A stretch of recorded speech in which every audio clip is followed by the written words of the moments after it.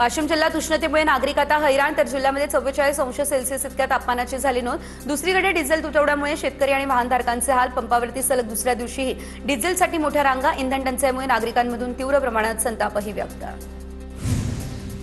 अकोला या ठिकाणी उष्माघाताने बळी गेल्याचा संशय। अकोला या ठिकाणच्या असदगड किल्ल्याजवळ मृतदेह आढळला। उष्माघाताने मृत्यू झाल्याचा पोलिसांचा अंदाज।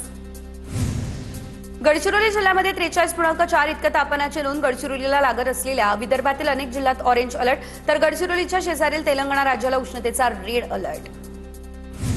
विदर्भातही उन्हाचा कडाका आता वाढला। गोंदिया जिल्ह्यामध्ये तापमान 44 अंशांवर गेल्या काही दिवसांपूर्वी पावसामुळे तापमानामध्ये घट झालेली, मात्र आज पुन्हा तापमान मोठ्या प्रमाणात वाढलं। गोंदिया या ठिकाणी तापमान आणखी वाढण्याचा अंदाज। वर्ध्यामध्ये तापमानाचा पारा 46.5 अंशांवरती। वाढत्या तापमानाचा आता जनजीवनावरती परिणाम। हवामान विभागाकडून तापमानामध्ये आणखी वाढ होण्याचा देखील इशारा। पुण्याच्या मावळमधील कासारसाई धरणामध्ये 31% पाणीसाठा। बाष्पीभवन होऊन देखील गतवर्षीच्या तुलनेत समाधानकारक पाणीसाठा। रायगड या ठिकाणच्या अंबार्ले गावातील नागरिक अजूनही पाण्याच्या प्रतीक्षेमध्ये। जलजीवन योजना कागदावरच यशस्वी असल्याचा ग्रामस्थांचा हा आरोप। हतनूर धरणातून अखेर भुसावळसाठी आवर्तन सुरू। तापी नदीमध्ये पाणी पोहोचलं, त्यामुळे शहराचा 40 दिवसांचा पाणी प्रश्न मिटला। दूषित पाणी पुरवठ्याचा प्रश्न देखील आता सुटला। कांद्याला चांगला दर मिळत नाहीये, त्यामुळे शेतकऱ्यांची नाराजी। सरकारने जाहीर केलेले दर मिळत नाहीये, या शेतकऱ्यांच्या तक्रारी। पुण्याच्या कांदा मार्केटमध्ये कांद्याला 5 ते 7 रुपये प्रति किलोचा भाव मिळाला। जालना या ठिकाणी पाण्याअभावी मोसंबीच्या फळबागा धोक्यात। वाढत्या उन्हामुळे शेतकऱ्यांसमोर बागा जगवण्याचं मोठं आव्हान। बदनापूरसह अनेक भागांमध्ये फळबागा वाळू लागल्या, त्यामुळे उत्पादक आता चिंतेत सापडले। वाढत असलेल्या उष्णतेचा फटका आता दूध डेअरी व्यावसायिकांना बसला। नाशिकच्या लासलगावमधील तापमानाचा पारा 42 अंश सेल्सिअसवर गेला, त्यामुळे दूध साठवण आणि वाहतूक व्यवस्थेवर परिणाम। दूध खराब होण्याच्या देखील घटना वाढल्या। नाशिकमध्ये वाढत्या उष्णतेचा कांदा पिकाला फटका। उष्णतेमुळे कांद्याची फुगवण देखील थांबली। वजनात घट, उत्पादन खर्च निघणार नाही अशी शेतकऱ्यांना भीती। कांद्याला 1500 ते 2000 रुपये अनुदान देण्याची देखील केली जाते मागणी। हवामान खात्याकडून यवतमाळ जिल्ह्याला 3 दिवस उष्णतेचा ऑरेंज अलर्ट। जिल्ह्यातील उष्णतेचा पारा 45.4 अंशांवर गेला। नागरिकांचे हाल। रात्रीचे तापमान 31.6 अंशांपर्यंत राहतंय, त्यामुळे नागरिकांना आणखी दक्षतेचं प्रशासनाचं आवाहन। नाशिकच्या सिन्नर तालुक्यातील सापड गावामध्ये गुरांच्या चारा पाण्याचा प्रश्न गंभीर। हिरव्या चाऱ्यासोबत सुक्या चाऱ्याची तीव्र टंचाई, तर बाजारात देखील चाऱ्याचे भाव वाढले। शेतकरी संकटात। चारा उपलब्ध करून देण्याची शेतकऱ्यांची ही मागणी।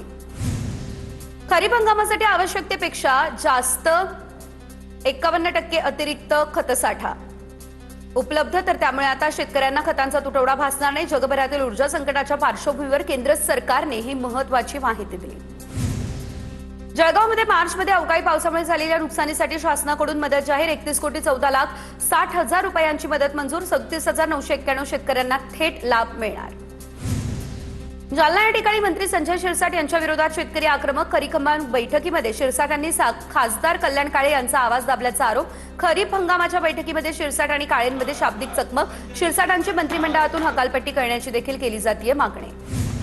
शक्तीपीठ महामार्गाविरोधात येत्या 9 जूनला कोल्हापुरातून भव्य मोर्चा निघेल, तर ना भूतो ना भविष्यती असा हा मोर्चा असेल। सतीश पाटील यांची ही घोषणा। मोठ्या संख्येने सहभागी होण्याचं शेतकऱ्यांना केलं आवाहन।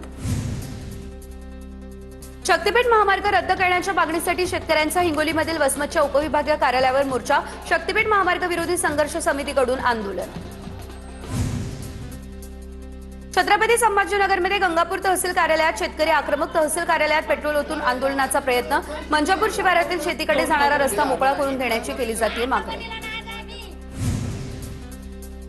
पुणे महापालिकेत मनसेचं आंदोलन। अनधिकृत बांधकाम आणि नीट पेपरफुटी प्रकरणी आंदोलन। मनसे कार्यकर्ते महापालिका आयुक्तांची घेणार भेट।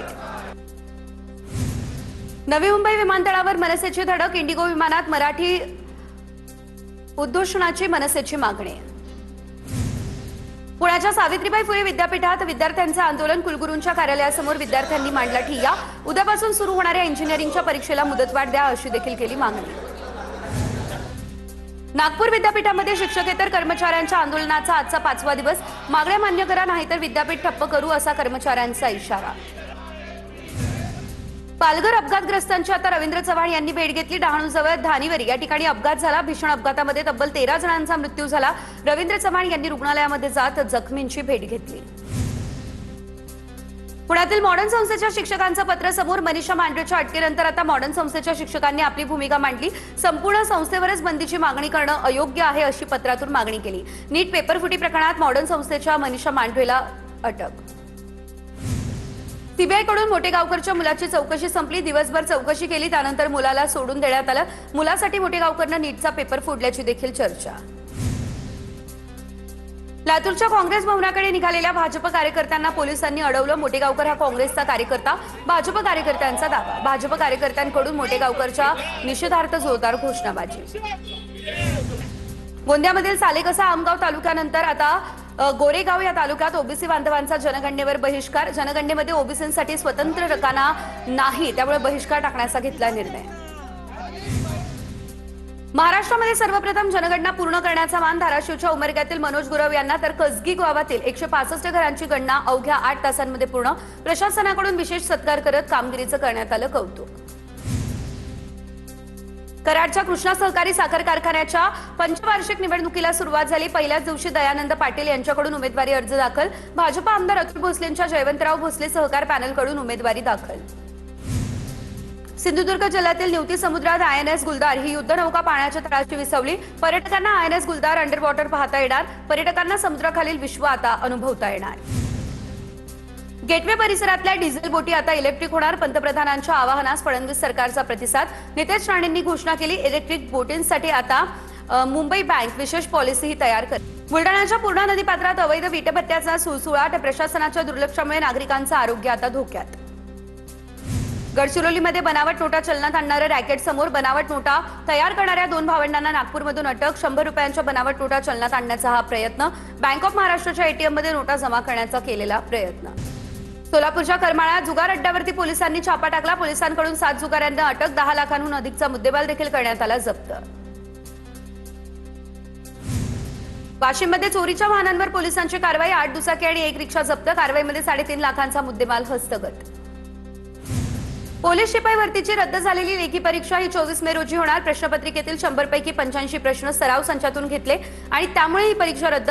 खासगी प्रकाशन संस्थेच्या सराव प्रश्न संचातून प्रश्न घेतल्याच्या आरोपानंतर परीक्षा रद्द करण्याची करण्यात आलेली मागणी.